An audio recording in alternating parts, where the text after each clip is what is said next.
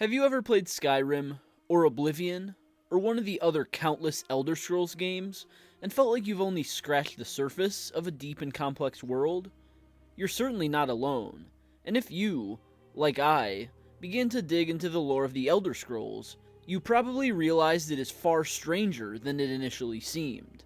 In this series, Elder Scrolls Simplified, I will attempt to break down some of the stranger and more inaccessible bits of Elder Scrolls lore in quick and simple videos for the average fan to understand. Today's topic is the Psijic Endeavor. So, without further ado, let's explore. In order to understand the Psijic Endeavor, we must briefly examine its founder, or at least the individual who gave name to this amorphous idea. This man is Veloth, an Aldmer of the Somerset Isles. In the Merethic era, the period in which the Elven folk dominated Tamriel, Veloth looked upon his own people, and saw in them and their institutions only ambition, greed, and the lavish debauchery stemming from comfortable lifestyles. He was disgusted, and believed the purpose of life was to exist in a more stoic and hardy manner. Though accounts vary on how Veloth came to his specific ideas, he soon rose to prominence as a great leader of thought, healing, and preaching.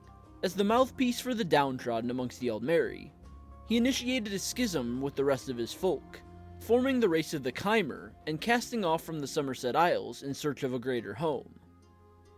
They settled in Resdain, later to be known as Morrowind. But what were these grand ideas, these philosophies that altered mind and spirit and captivated the souls of the newly made Chimer? These were collected in a concept known as the Psijic Endeavor.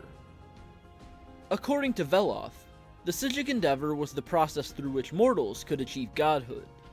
Through the methods he preached so vehemently, the lowly Chimer could ascend to the heights of their own creators, to finally bask in bliss after enduring a lifetime of suffering. The Psijic Endeavor was the ultimate achievement, attaining divinity. Some even likened it to experiencing Kim. Though the subject of Kim deserves its own examination, accept it now as the idea of a man realizing he is the subject of a dream, and as he knows he is not real, he is hindered by no laws of man or spirit. In lesser words, this too is achieving godhood.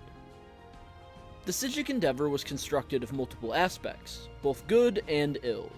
The positive portion was commonly named the Good Daedra, or the Triangled Truth.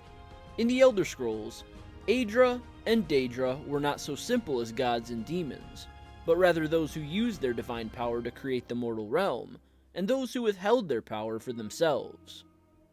Thus, although the Aldmeri peoples scorned the Daedra and those who worshipped them, the cultural foundation of the Chimer was not so discriminatory.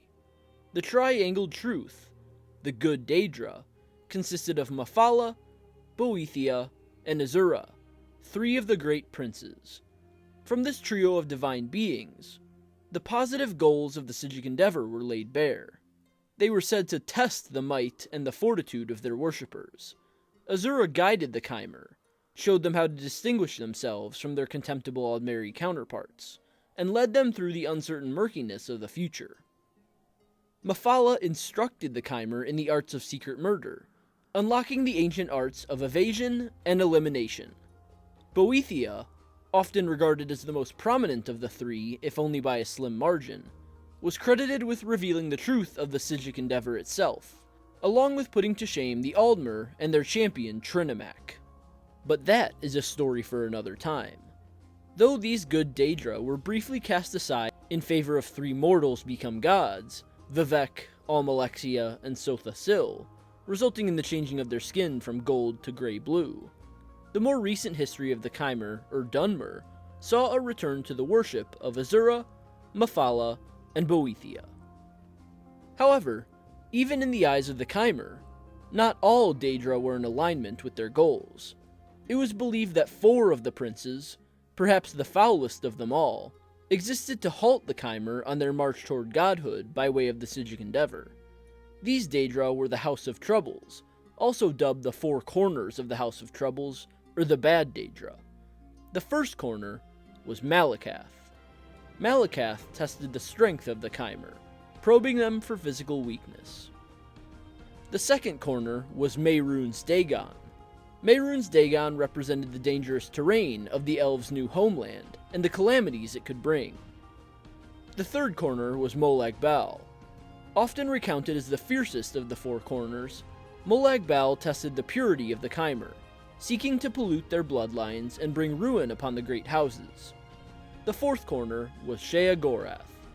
Sheogorath sought to turn the Chimer to treachery, testing their mental strength at every turn.